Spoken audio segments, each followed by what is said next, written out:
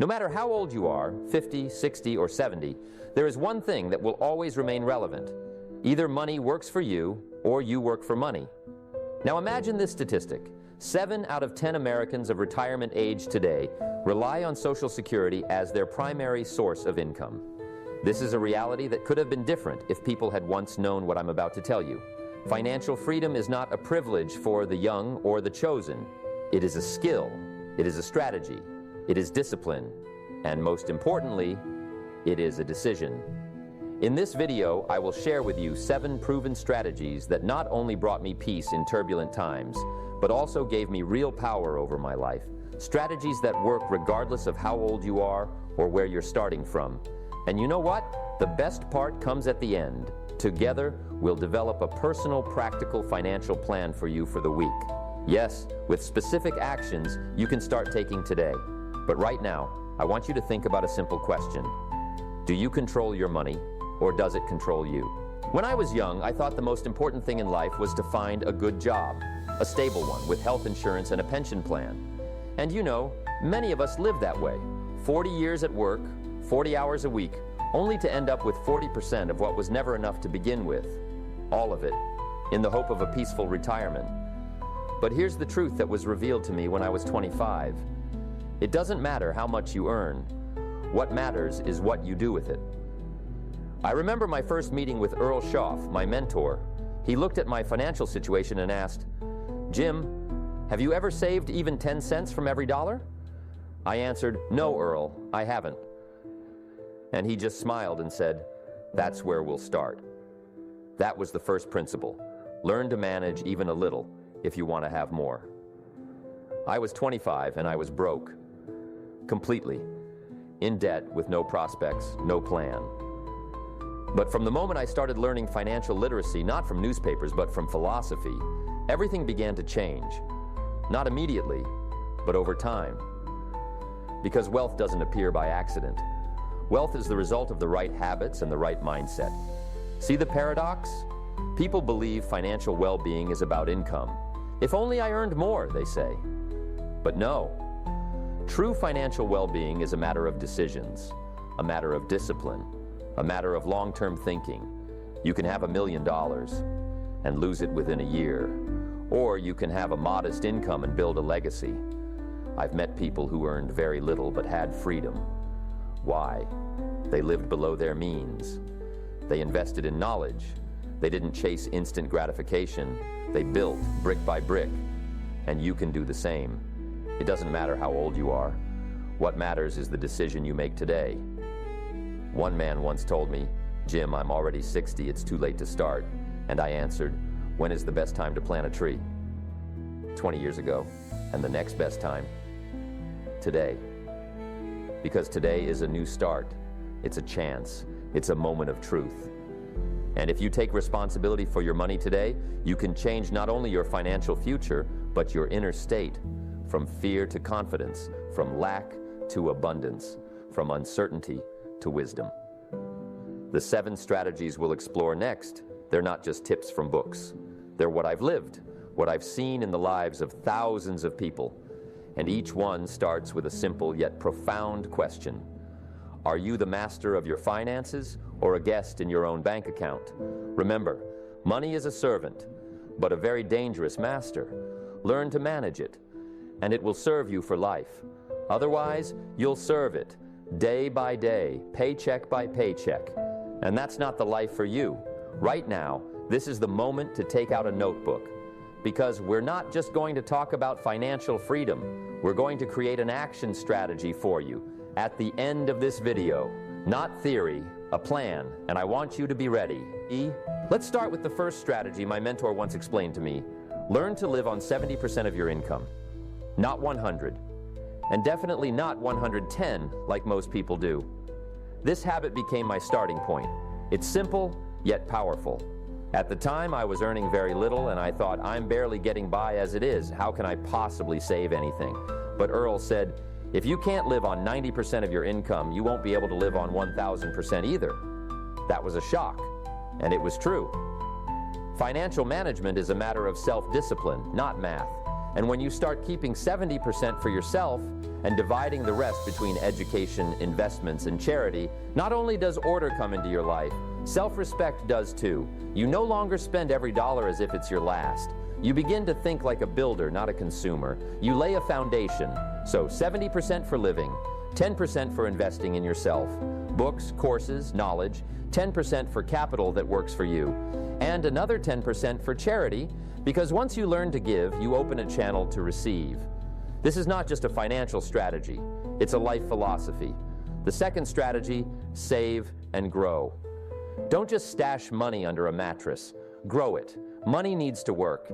If it's not working, it's not money, it's just paper. And I've always said it doesn't matter how much you save. What matters is how disciplined you are about it. Because discipline is the bridge between goals and results. I remember once I was late on a bill payment. It wasn't a big bill, but it hit me so hard that I told myself, enough. From now on, I manage money, not the other way around.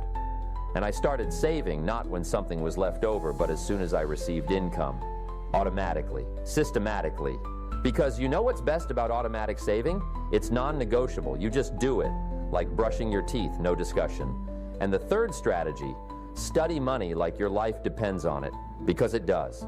In school, they didn't teach us what compound interest is. They didn't teach us that a credit card is not money. They didn't teach us that the greatest enemy of financial freedom is not lack of money, it's lack of knowledge. But you can learn at any age. Today, it doesn't matter if you're 50, 60, or 80. What matters is whether you're willing to learn.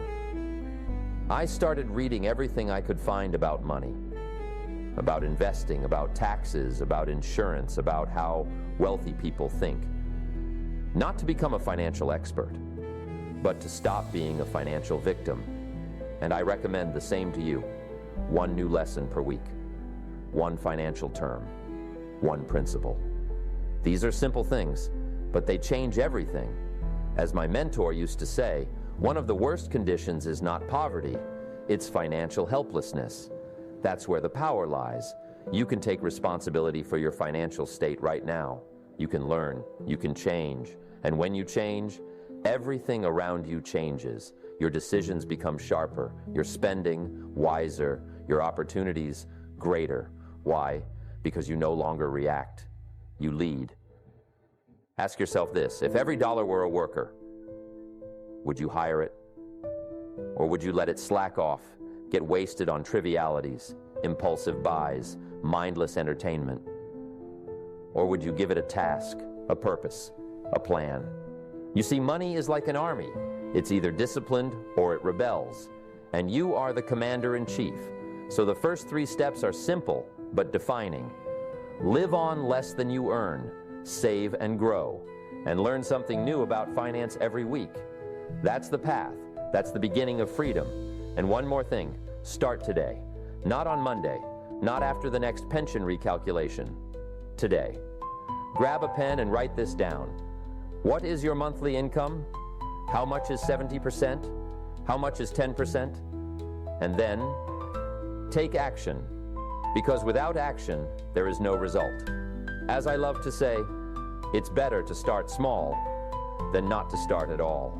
The fourth strategy, and this one is a game changer, is to plan your money before it leaves you. I remember the moment I finally learned how to create a monthly financial plan, and it wasn't some complicated 10-page budget. It was a simple list: income, expenses, remainder, and most importantly, a purpose. Where will every dollar go? Because if you don't tell it where to go, it'll find its own way to disappear. Financial freedom, financial decision. That's an emotional reaction. But the moment you start planning, you start acting based on goals, not impulses. That is financial maturity. The fifth strategy, and one of my favorites, is to create assets, not just save money. Because money by itself doesn't give freedom. It must be turned into something that works without you.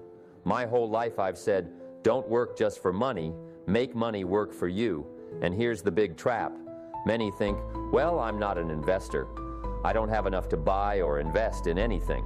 But an asset isn't always about stocks or real estate. An asset is anything that brings you income or value over time. Skills can be an asset, a small business, an asset, even a well-written book that's read for years and it is an asset. I started with buying books and turning them into knowledge, knowledge into ideas, and ideas into products. Then I learned to invest in teaching others. Teaching created workshops, workshops created income, income became capital, and again into assets. That's the cycle of power. You can start simple, one step, and you're in the game. Think, what skill do you already have that can be turned into income? What do you know? What do you own? Who needs your experience? How can you create an additional stream? See, at an older age, you have one advantage, experience. And if you structure it, it becomes an asset. Now, one of my favorite quotes, rich people look for opportunities, poor people look for excuses. And I know that may sound harsh, but it's the truth. While someone says, I'm too old to start a new business, another opens an online store from home. While one puts $50 in an envelope, another invests it in a book that changes their mindset and earns thousands. The difference isn't in age. The difference is in mindset. And one more thing, don't be afraid to lose. Many people fear investing because there's risk. But remember, the biggest risk is doing nothing. Inflation eats your savings. Life gets more expensive. And if you're not growing, you're actually losing. So smart risk is not a problem. It's a required part of growth. So what do we have so far? We're not just saving anymore.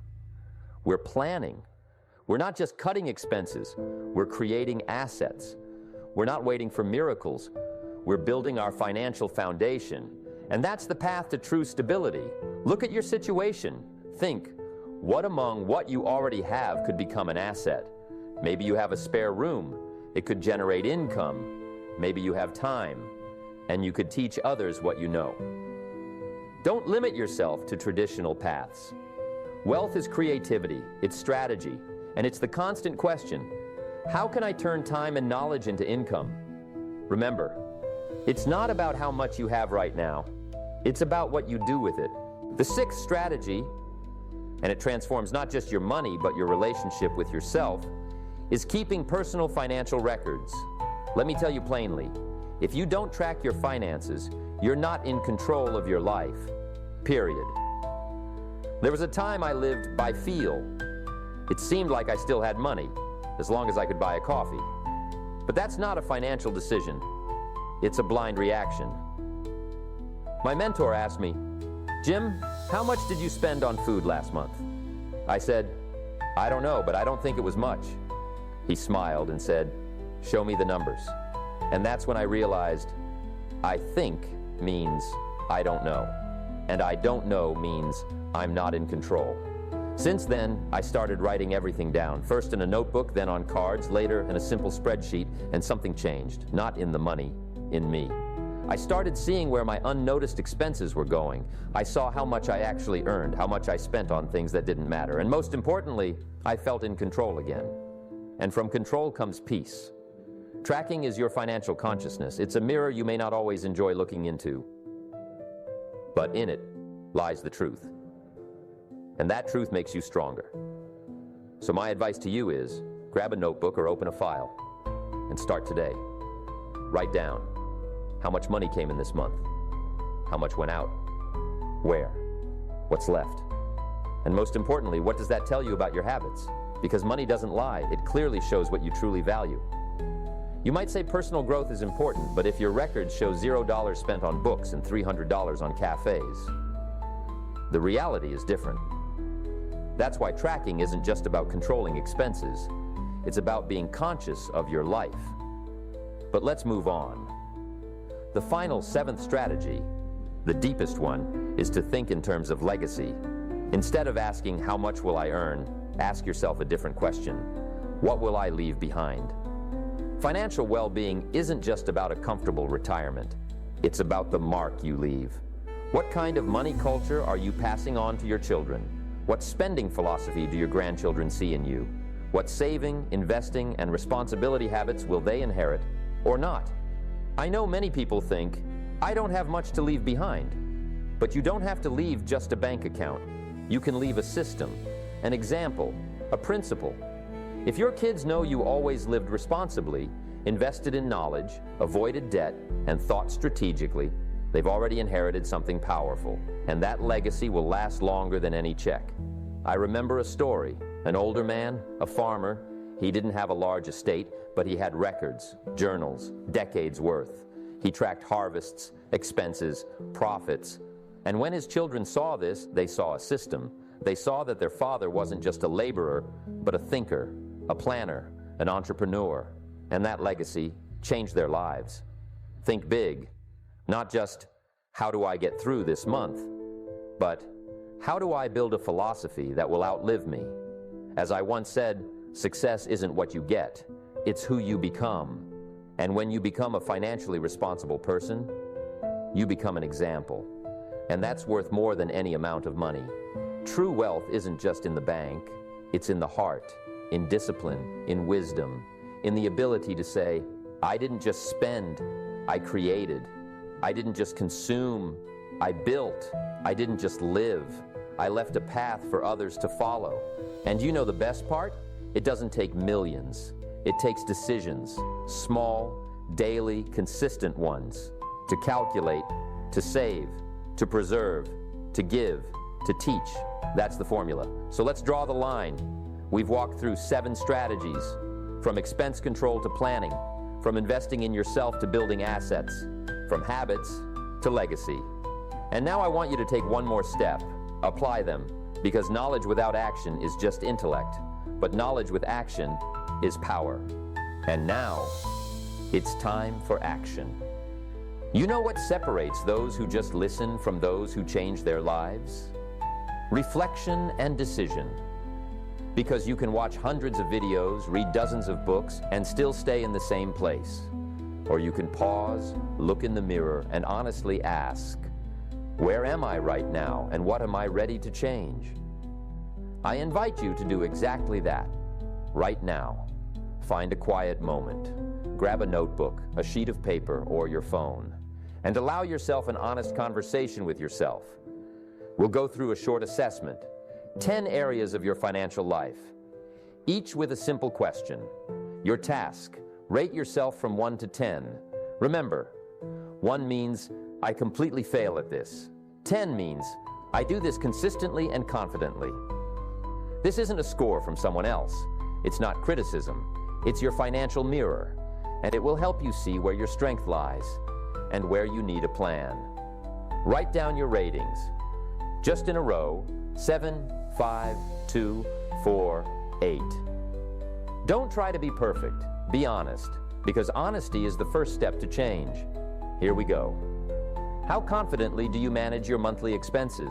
How regularly do you automatically set aside part of your income without overthinking it? How often do you invest in your financial literacy? How clearly do you understand where your money goes each week? How detailed is your income and expense plan for the month? Do you have at least one asset that brings income independently of your job? Do you have an emergency fund, at least enough for 3 months of living? How free are you from debt and credit obligations? How often do you talk openly and calmly about money with your family? How confident are you that you are passing on a financial culture to the next generation? Now look at your list. Which area has the lowest score? That's your weak point, but also your greatest opportunity, because by changing that, you change the whole system. Like a mechanism, if one gear doesn't work, everything stops. But if you fix it, the whole thing starts to move. So, here's your assignment for the week. Focus on that one area and make a simple action plan. For example, if it's tracking expenses, write down every purchase each evening. If it's investing in yourself, pick one book and read for 20 minutes daily. If it's saving, set up an automatic transfer of 10% from every income. If it's talking with family, schedule an open financial conversation. Don't wait for the perfect moment. Create it. I recommend write down 3 actions you'll take daily or several times a week. Small but specific. It can be something as simple as check account balance or save $5 before bed. The secret is consistency, because small disciplines create big changes. After a week, return to the same scale. Check. Has the score changed? How do you feel? What became easier? Where did confidence appear? Because with each such exercise, you become stronger, closer to financial freedom, closer to your true self. And here's what I'll tell you in the end. In this process, there is no failure. There's only movement and a pause. If you're moving, you've already won. And so we've reached the end of our journey together. 7 strategies that lead to financial well-being. 7 directions you can choose and turn into your new reality. Because in the end, success is not an event. It's not a number. It's not an accident. It's a lifestyle. It's habits. It's a philosophy. And when you begin to think strategically, act with discipline, and live with a sense of responsibility, you're not just managing money. You're building a life. I've always said you can't change the past, but you can change the path you walk from here on out. And you can do that from any point, at any age, with any beginning. All it takes is a decision. Now I want to ask you for one simple thing. If this video was helpful to you, if even one idea made you pause, reflect, and feel empowered, share it. Click like. It might seem like a small thing, but it means we're heading in the right direction. If you haven't subscribed to this channel yet, do it. Not because it's just content, but because here you'll find support, ideas, a mindset system that helps not only to live, but to grow, and more. I want to hear from you. Leave a comment sharing which of the 7 strategies was the most important for you. And what will you start with this week? Your words might be the spark someone else needs. Because as you now know, knowledge blossoms through action and through dialogue. Friends, the world is changing, the economy is changing, but some things remain constant. Discipline, wisdom, responsibility. And if you have these qualities, you have the power to create any financial future you desire.